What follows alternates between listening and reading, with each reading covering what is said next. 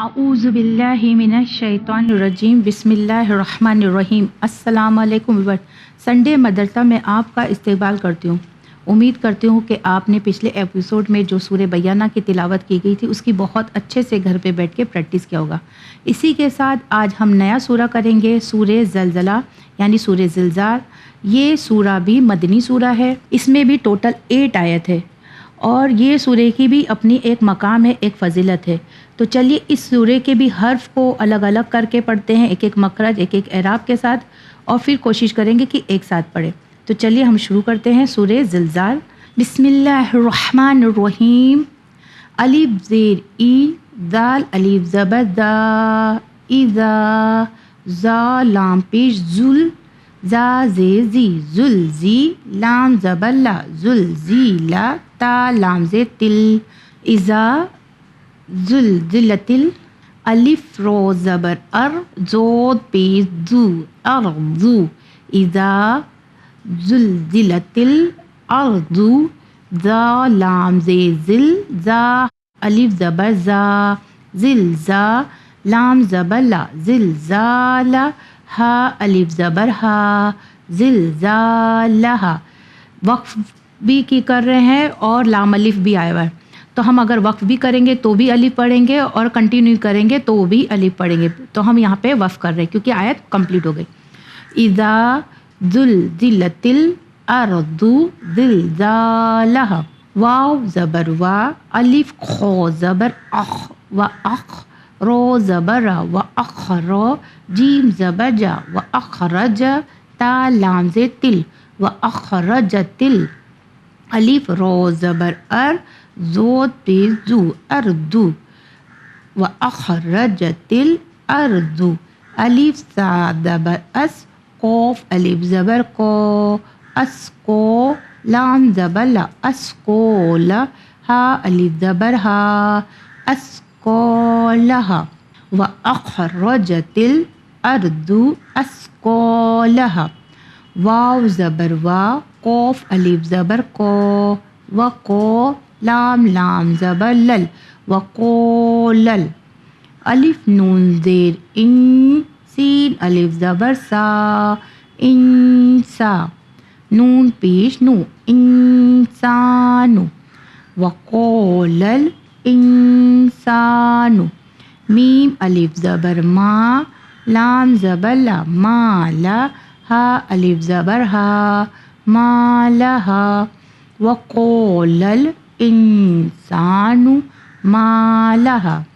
سورہ زلزال کی جو 4 والی آیت ہے، یا واو زبر یو، میم زبر ما، یوما، حمزہ زیر ای، یوم ای، دال دو زیر زن، یوم اذن، تا پیش تو، ہا دال زبر حد، تو حد، دال زیر دی، تو حدی، تا پیش تو، تو حدثو، یوم اذن تحدثو، الف خو زبر اخ، با الف زبر با، اخبا، رو زبر را، اخبار، ہا الف زبر ہا، اخبارہا، یوم اذن تحدث اخبارہا، با زیر بی، الف نون زبر ان، بی ان، نون زبر نا، بی ان، رو با زبر رب، با زبر با، رب، کیف زبر کا، رب کا، بی ان، اکفا کا قانون، رب کا، الف واو زبر او، ہا کھڑا زبر ہا، اوحا، ان، بی ان، ربک اوحا، لام زبر لا، ہا الف زبر ہا، لہا، بی ان ربک اوحا لہا، یا واو زبر یو، میم زبر ما، یوما، حمزہ زیر ای، یوم ای، دال یا دو زیر زن، یوم ایزن، یہاں پہ ادغام والا قانون آ گیا، یعنی یرملون والا، یا آیا ہے تنوین کے بعد تو ہم یا کو دو زیر کو یا میں جوائنٹ کریں گے تو ادغام کا قانون آ جاتا ہے. یوم ایزن یا سو زبر یس دال پیش دو یس دو رو نون پیش رن یس دو رن یوم ایزن یس دو رن نون الف زبر نا سین پیش تو ناسو یوم ایزن یس دو رن ناسو الف شین زبر اش تا الف زبر تا اشتا تا لام دو زبر تل اشتا تل. یہاں پہ بھی ادغام کا قانون آ گیا. جیسے آپ کو پتہ ہے کہ تنوین کے بعد لام کا آنا بھی ادغام ہوتا ہے، مگر لام اگر آتا ہے تو ہم وہاں پہ گنہ نہیں کرتے. اشتا تل یوم ایزن، یہاں پہ ہم نے گنہ کیا ایزن، اور اشتا تل میں گنہ نہیں کریں گے. یوم ایزن یصدر الناس اشتاتا لام زیر لی یا پیش یو لیو رو واو زبر رو لی یو رو الف عین زبر آ میم الف زبر ما آما لام زبر لا آما لا ہا میم پیش ہم آما لہم یوم ایزن یصدر الناس اشتاتا لیوروا اعمالهم. فا زبر فا میم یا زبر مئی فمئی، نون ساکن کے بعد بھی یا کا آنا یعنی ادغام والا قانون. فمئی یا عین زبر یا میم لام زبر مل یا مل فمئی یا مل میم سا زیر مس قوف الف زبر کو مس کو لام زبر لا مسقولا فمن یعمل مسقولا دال رو زبر زر رو زبر را ذرہ تا دو زیر تین ذرتین. یہاں پہ حرف حلقی آ گیا تو یہاں پہ اظہار کا قانون کا ذرتین. خو یا زبر خی رو یا دو زبر رئی خیرین، ادغام کا قانون خیرین. یا زبر یا راہ زبر رہ یا رہ خیرین یا رہ. فمن یعمل مثقال ذرۃ خیرا یرہ. ہماری جو اس سورہ زلزال کی 8ویں آیت ہے یعنی آخری آیت، واو زبر وا میم یا زبر مئی ومئی یا عین زبر یا ومن یا میم لام زبر مل ومن یا مل میم تا زیر مس قوف الف زبر کو مس کو لام زبر لا مس کو لا ومن یعمل مسقولا زال رو زبر زر رو زبر را ذرہ تا دو زیر تین شین رو زبر شر رو یا دو زبر رین شرین. جیسے آپ دیکھ رہے کہ یہاں پہ ادغام کا زیادہ قانون آیا ہے، ہر آیت میں ادغام آ رہا ہے. وَمَن مَن شرین، یہاں پہ بھی ادغام کا قانون ہے. وَمَن یعمل مثقال ذرۃ شرین یا زبر یا راہ زبر رہ یا رہ. یہاں پہ ہم رک رہے ہیں تو اس لیے ہا کی سائن کو ہم نے نہیں پڑھا یا رہ. وَمَن یعمل مثقال ذرۃ شرین یرہ. جیسے آپ نے دیکھا کہ کس طرح سے میں نے سورہ زلزال کو الگ الگ کر کے ایک ایک حرف کو الگ الگ کر کے پڑھا ہے تاکہ بہت آسانی سے ہمارے چھوٹے بچے اس سورے کو بھی پڑھ سکے. تو چلیے پھر سے ایک بار سورہ زلزال کو 1 سے لے کر 8 تک پڑھتے ہیں ایک ساتھ. بسم اللہ الرحمن الرحیم. اذا زلزلت الارض زلزالها وأخرجت الأرض أثقالها وقال الإنسان ما لها يومئذ تحدث أخبارها بأن ربك أوحى لها یومئذ یصدر الناس اشتاتا لیروا اعمالهم فمن یعمل مثقال ذرۃ خیرا یرہ ومن یعمل مثقال ذرۃ شرا یرہ۔ اسی کے ساتھ امید کرتی ہوں کہ آپ بہت اچھے سے گھر پہ بیٹھ کے سورہ زلزال کی بھی پریکٹس کریں گے اور اپنے بچوں کو بھی زیادہ سے زیادہ اس کی پریکٹس کرائیں گے۔ بس مجھے دیجیے اجازت، بڑھتے ہیں مورل اسٹوری کی طرف۔ خدا حافظ۔ بسم اللہ الرحمن الرحیم۔ پیارے بچوں، السلام علیکم۔ آپ تمام کا استقبال ہے پروگرام سنڈے مدرسہ میں۔ بچوں، ہماری آج کی جو اسٹوری ہے یہ ہمارے تیسرے امام حسین علیہ السلام کی زندگی سے جڑی ہوئی ہے۔ ایک بار ہمارے تیسرے امام حسین علیہ السلام اپنے بابا یعنی اپنے ڈیڈی امام علی علیہ السلام کے ساتھ ایک راستے سے گزر رہے تھے اور خوب ساری باتیں کر رہے تھے۔ تبھی امام حسین علیہ السلام نے اپنے ڈیڈی سے سوال کیا کہ اے بابا، آپ نے تو میرے نانا رسول خدا صلی اللہ علیہ وآلہ وسلم کے ساتھ کافی عرصہ گزارا ہے، تو آپ نے ان سے کافی کچھ سیکھا بھی ہوگا، انہیں آبزرو کیا ہوگا، نوٹس کیا ہوگا۔ تب مولا علی علیہ السلام نے مسکرا کر کہا، ہاں بیٹا۔ اس پر امام حسین علیہ السلام نے آپ سے سوال کیا، تو کیوں نہ آپ مجھے ہمارے آخری نبی حضرت محمد مصطفیٰ صلی اللہ علیہ وآلہ وسلم یعنی میرے نانا کے اخلاق بتائے، جس سے میں بھی کافی کچھ سیکھ سکوں۔ اس بات پر مولا علی علیہ السلام نے 3 باتیں امام حسین علیہ السلام کو بتائی، جو ہم تمام کے لیے بچوں ایک بہت بڑا پیغام ہے۔ امام علی علیہ السلام نے امام حسین علیہ السلام سے کہا کہ رسول خدا صلی اللہ علیہ وآلہ وسلم جب بھی کسی گیدرنگ میں ہوتے، لوگوں کے بیچ ہوتے اور وہ یہ دیکھتے کہ 2 لوگ آپس میں بات کر رہے ہیں تو وہ کبھی ان کے بیچ میں نہیں بولتے۔ ساتھ ہی جب بھی وہ خود بات کرتے تو بہت تھوڑی سی بات کرتے، بہت زیادہ گفتگو نہیں کرتے، اور جب بھی بات کرتے تو بہت پولائٹلی کرتے، بہت نرمی کے ساتھ کرتے۔ اب بچوں، آپ سوچیں گے ارے ہم تو نرمی سے ہی بات کرتے ہیں، ہم تو چھوٹے بچے ہیں۔ آپ خود سوچئے، جب آپ کے ممی پاپا کچھ ڈسکس کر رہے ہوتے ہیں، آپ بیچ میں بولتے ہیں یا نہیں؟ یہ غلطی ہم لوگوں سے بھی ہوتی ہے، ہم بڑوں سے بھی۔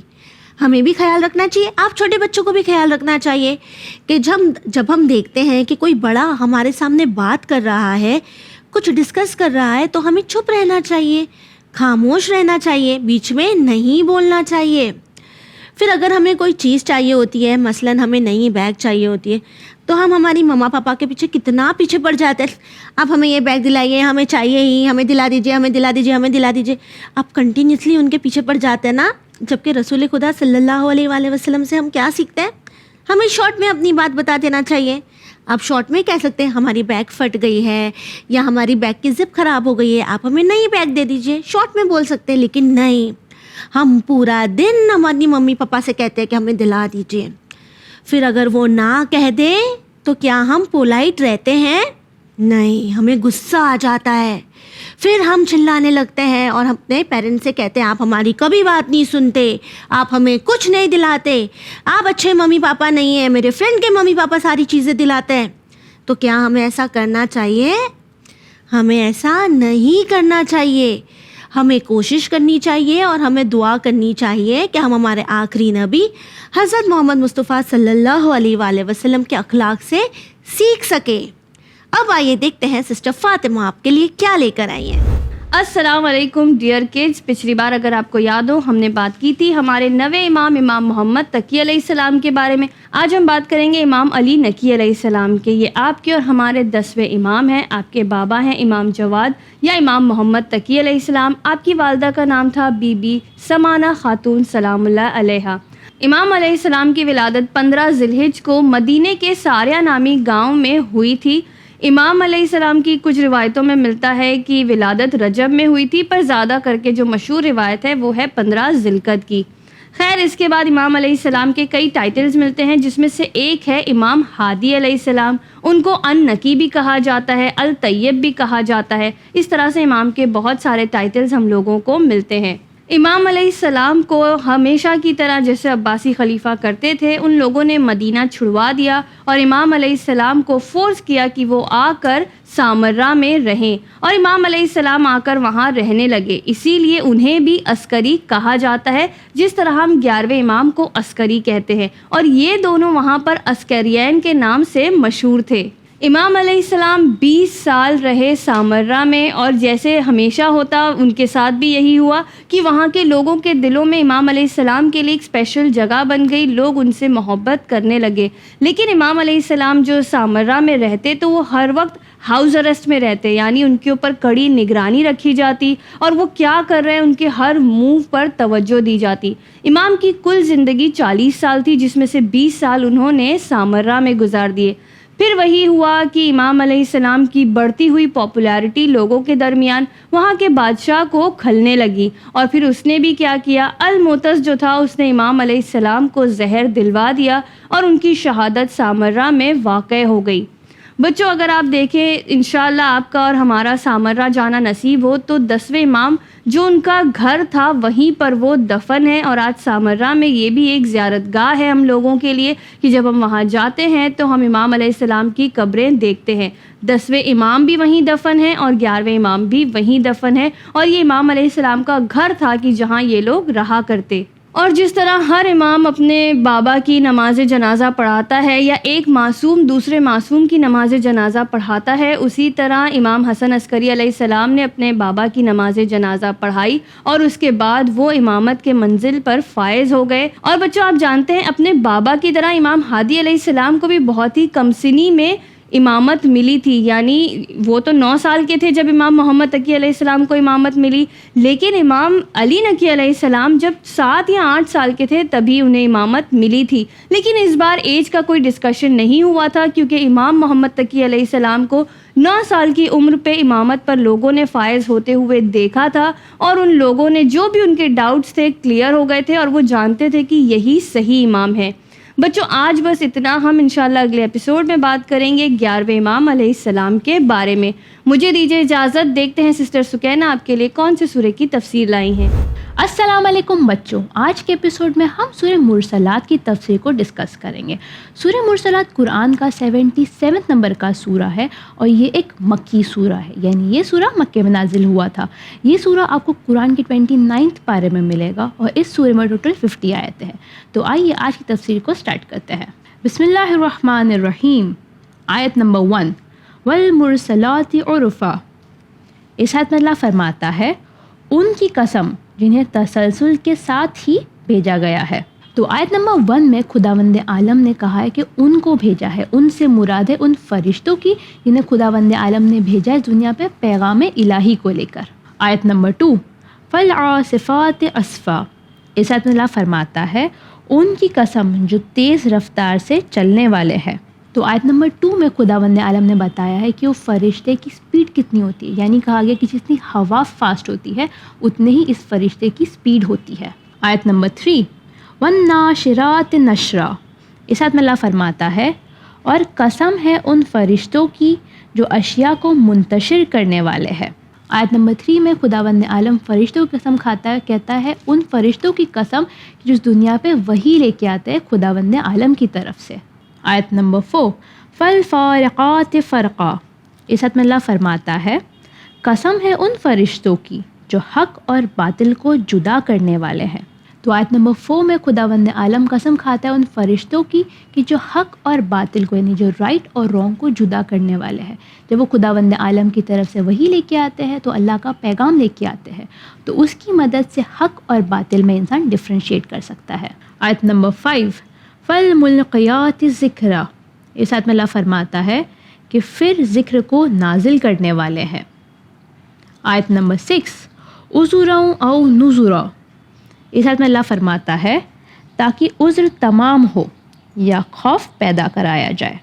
تو آیت نمبر 5 اور 6 میں خداوند عالم فرماتا ہے کہ فرشتے اللہ کی طرف سے وہی لے کے آتے ہیں پیغمبروں پر، اور پھر پیغمبر ہمیں بتاتے ہیں کہ کیا صحیح ہے اور کیا غلط ہے، تاکہ عذر تمام ہو جائے اور لوگوں کو ڈرایا جائے۔ عذر تمام ہو یعنی جو لوگ اللہ کو مانتے ہیں، جو ایمان رکھتے ہیں، انہیں گائیڈنس دی جائے اس کے ذریعے، اور جو لوگ خداوند عالم کی بات کو نہیں مانتے ہیں انہیں ڈرایا جائے اور ایک وارننگ دی جائے تاکہ وہ خدا کی طرف لوٹ آئے. تو آج کے ایپیسوڈ میں بس اتنا ہی. آپ ٹیم سنڈے مدرسہ کو دیجیے اجازت اور بنے رہیے چینل ون پر.